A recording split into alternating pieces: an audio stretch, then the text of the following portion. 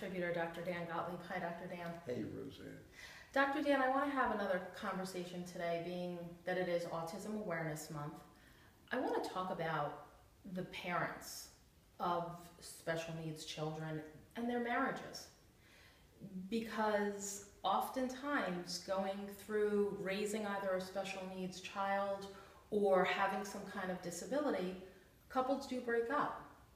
And I know that you have shared that you and your wife divorced after your accident, and that a big part of it, or maybe the only reason, was because what happened with your disability and how you went about each dealing with it. Do you feel comfortable talking about it today? Oh, yeah, I do.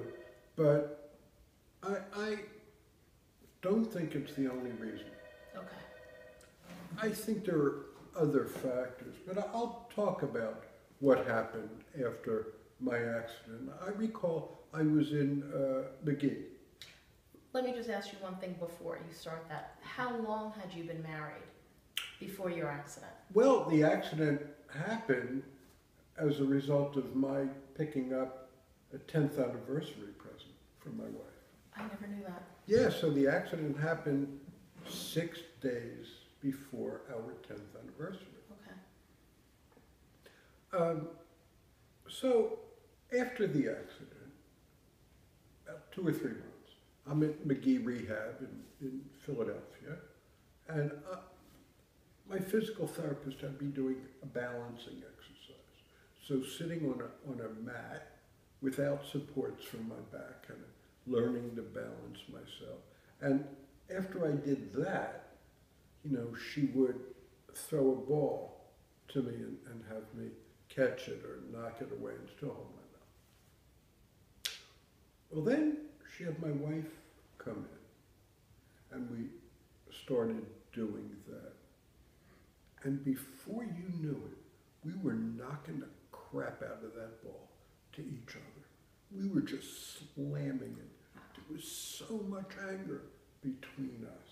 Now, part of it was because she felt betrayed by this accident. And you know what? She was. I betrayed our marital contract. Yes, I did. I don't understand that. All relationships have contracts. The spoken ones, love forever, so on and so forth. Then there's the unspoken ones, I wish he, I wish she, I wish they. And then there's the ones that are unspoken, unconscious, like she will be a good mom for the children. She will be nurturing and take care of the home, and I will be the, quote, strong one. And that was the contract in our marriage. I violated the contract. Not me. But yeah, I was going to say, but to say that you violated it, no, but it's not that you got into an accident on purpose. It's something happened that made you. I don't want to do the he-she thing. Right. She experienced betrayal by my accident, and I understood that when a child is born with a disability, there's a quality of the sense of betrayal.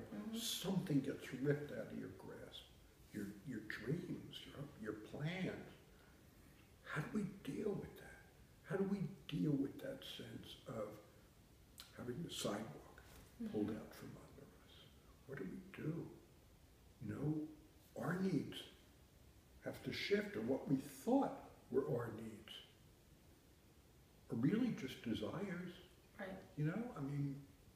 Once we have food and shelter, everything else is really desires, or most everything. So how do we cope when there's no sidewalk under us? And are you willing to live this life with this partner, with this child, with this disability? And I will say to you, my marriage didn't hold up, but a higher percentage than we think do stay together. Mm-hmm. And, you know, the scary stats about 60, 80, 90, it's not true. No. It's not true, and it's not that much higher than your divorces. Average, which is just about 49%. Right, right. So, you know, that's really So what do you think it is that couples can do right from the onset to avoid going down the road? They can sit together and ask that question. How are we going to live with this? How can I support you? Mm-hmm. How can you support me? How can we support that child and his or her siblings? That's the first question. Great. Wonderful Thank you. advice. Thank you. What's up, Lisa?